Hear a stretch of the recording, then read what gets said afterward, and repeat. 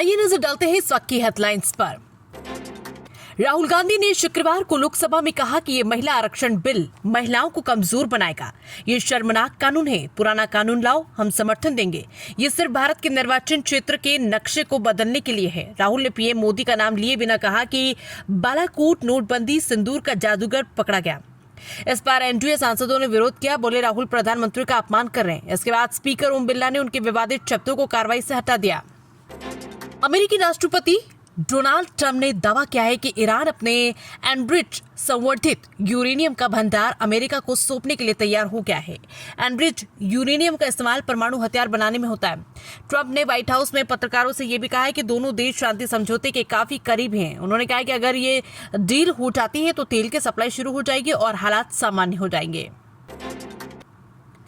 संभल में मस्जिद की 35 फीट ऊंची मीनार शुक्रवार दोपहर 1:30 बजे गिरा दी गई। अब बुलडोजर मस्जिद के बाकी हिस्सों को तोड़ रहा है।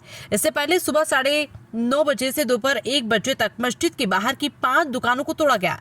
मस्जिद की मीनार तोड़ने के लिए प्रशासन ने 2 हाइड्रा मशीन बुलाई। एक मजदूर मीनार पर चढ़कर रस्सी को बांधा, फिर उसके दूसरे सिरे को दोनों हाइड्रा मशीन से बांधा। इसके बाद मशीनों से खींचकर मीनार को गिरा दिया गया।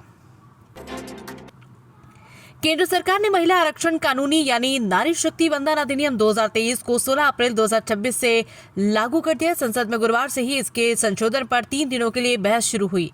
इस बीच आधी रात को मूल कानून लागू करने का नोटिफिकेशन जारी किया गया। इसका मतलब है कि महिला आरक्षण के जिस कानून में संशोधन की बात की जा रही है वह लागू ही नहीं हुआ। सरकारी अधिकारियों के मुताबिक कानून में बदलाव तभी हो सकता है जब वो लागू हो चुका हो। अचानक सरकारी नोटिफिकेशन की यही वजह है।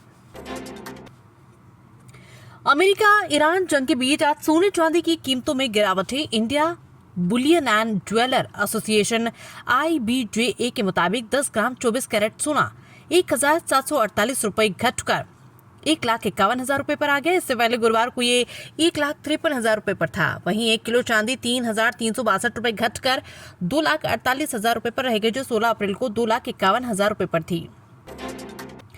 टेक कंपनी गूगल ने 2025 में भारत के नियमों का उल्लंघन करने वाले 48 करोड़ 37 लाख विज्ञापनों को हटाया या ब्लॉक किया है। इसी दौरान कंपनी ने अपने AI प्लेटफॉर्म जेमिनी की मदद से 17 लाख एडवर्टाइजर अकाउंट्स भी सस्पेंड कर दिए हैं। गुरुवार को जारी गूगल की 2025 एड सेफ्टी रिपोर्ट में ये जानकारी सामने आई।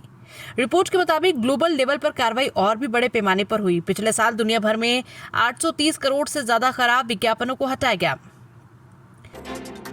वाराणसी में अम्बेडकर के झंडे पोस्टर जलाने और हटाने को लेकर शुक्रवार को बवाल हो गया। दलित समाज के लोगों ने बाबतपुर चौबेपुर मार्ग पर जाम लगा दिया। प्रदर्शन कर रहे लोगों ने पुलिस टीम पर पथराव कर दिया।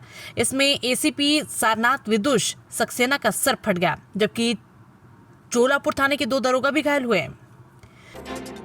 भोपाल में शिक्षक भर्ती 2025 के अभ्यर्थियों का आंदोलन शुक्रवार को उस समय तेज हो गया जब CM हाउस की ओर बढ़ रहे प्रदर्शनकारियों को पुलिस ने पॉलिटेक्निक चौराहा के पास रोककर खदेड़ दिया। अभ्यर्थियों का आरोप है कि पुलिस ने उनके साथ अभद्र व्यवहार किया और कई को जबरन बसों में बैठाकर खजूरी थाने ले जाया गया। इस दौरान एक अभ्यर्थी के घायल होने की जानकारी भी सामने आई। मध्य प्रदेश में सूरज की तीव्र तल्ख हो चुके हैं। पारा 43 डिग्री सेल्सियस पार हो चुका है। आसमान से बरसती इस आग के बीच बच्चे स्कूल जाने को मजबूर है, जिससे उनका हाल बेहाल है।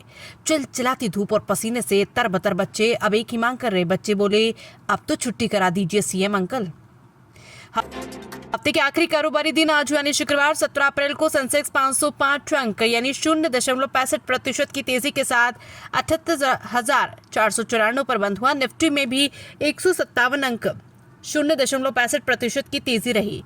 ये 24,354 पर पहुंच गया। आज के कारोबार में FMCG, मीडिया और मेटल शेयरों में खरीदारी रही, जबकि IT शेयरों में बेकाबली रही।